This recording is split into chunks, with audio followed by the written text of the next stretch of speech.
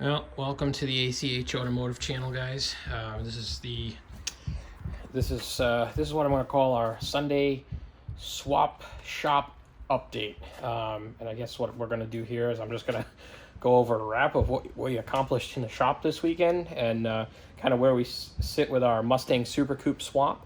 And I'll do these on Sunday, and then our videos typically come out Tuesday night of what we actually did in the shop. And today what we accomplished, we've got our spark plugs in place on our Mustang Supercoupe swap project. You can see we've got our clutch here and ready to go in. We've also got the car up on what I like to call the poor man's lift, because I don't have a lift. And basically what I'm doing with that is I've got a ramp in each corner. I have two sets of ramps, and that gives me probably about 1.5 feet, give or take, of clearance underneath the car, so I can roll under there, and we'll need this to get the transmission back in. And you can see, hopefully the camera will pick up on it, I got the flywheel and pilot bearing back in the car.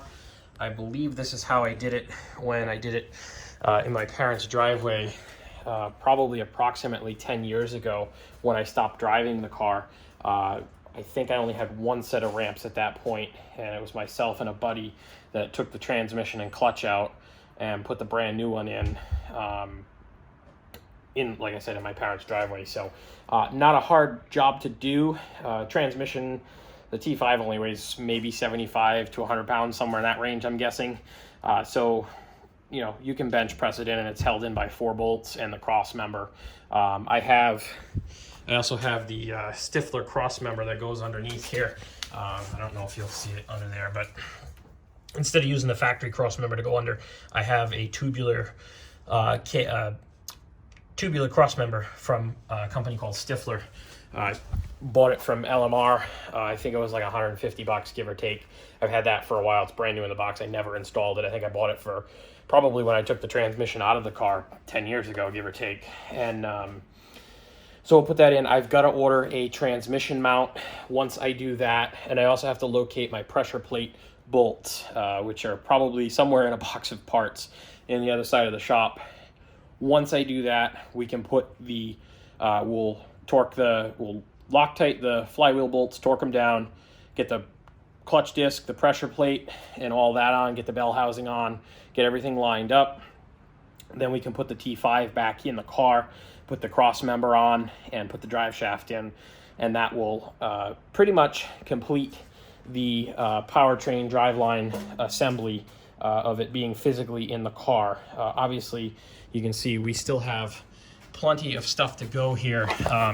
I am hoping to order the comp cam camshaft for the car, along with the comp cam lifters and push rods, and just to get this motor sealed up to keep all the dirt out of it. I've got a bag over it right now so that it trying to keep the dirt out of it. One of the other things that we got accomplished this weekend was we got these are our headers. These are our factory headers. I'm going to reuse these on the car. I pulled the O2 sensors out, and you'll see that in Tuesday's video. I got these studs out because they're kind of rough looking. I'm working on acquiring a sandblast cabinet, and the hope is that we can start blasting and painting some of these smaller parts that I have for this car. I'm going through all this work of putting the car back together. I want to make sure the parts look good, especially the ones that when you pop the hood, you can see stuff. So I really want to get these parts all dialed in.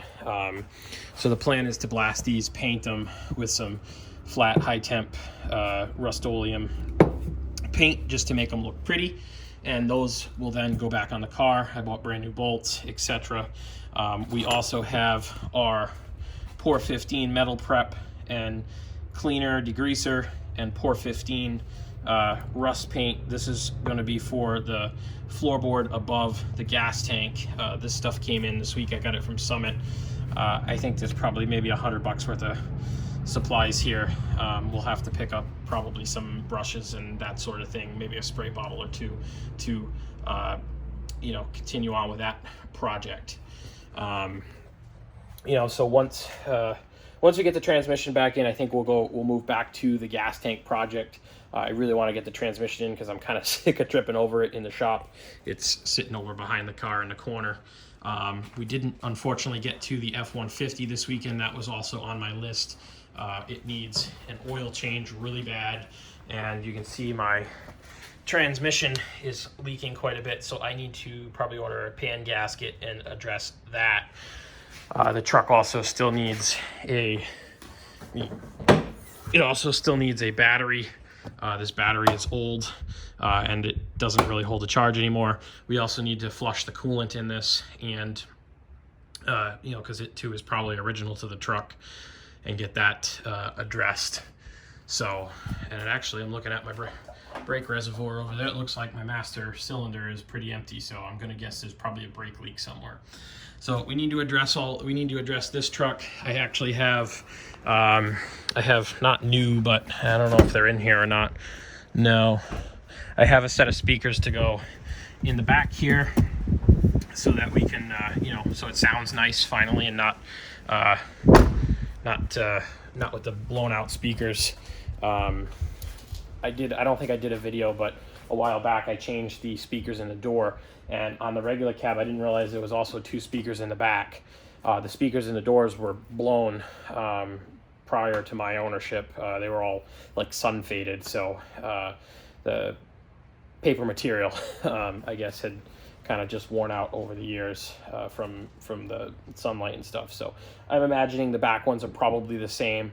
I've also got to fix the headliner in here. That's on the agenda too. Didn't get to that this weekend.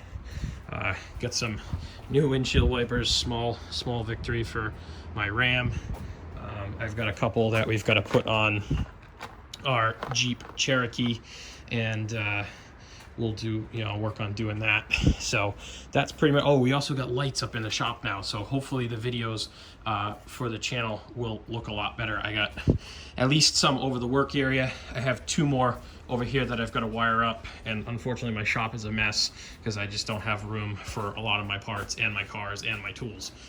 But hopefully this will allow me to shoot better videos, and I've got a couple that I'm going to hang up over the back too, so hopefully the video from this weekend looks a lot better. So guys, if you like these videos, I'm going to try and do like a Sunday afternoon shop swap update, you know, just kind of give you guys an update of what we accomplished this weekend, and then typically my videos will come out on Tuesday evening for the actual projects that we accomplished this weekend. So if you like these videos, please like and subscribe below. If there's something specific you want to know about the Mustang Supercoupe swap that we are working on, leave me a comment below and I will try and help you out. It's a popular swap, but there's not too many people documenting it because it's a borderline swap. Most people put V8s in their Mustangs. So if you like the video, thumbs up, thumbs down. Let me know if you get something you want to know. Leave me a comment. And you can also follow along on social media at ACH Automotive.